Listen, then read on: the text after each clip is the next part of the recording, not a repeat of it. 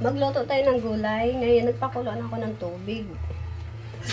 May sibuyas na yan, kamatis, tsaka tanglad, asin, at tsaka pampalasa.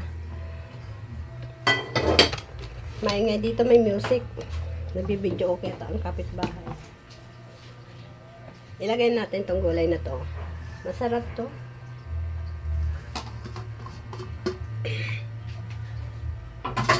Tsaka papaya. Pakuluin muna natin yan. Ilagay itong pangsahog natin na hipon. Unti lang to.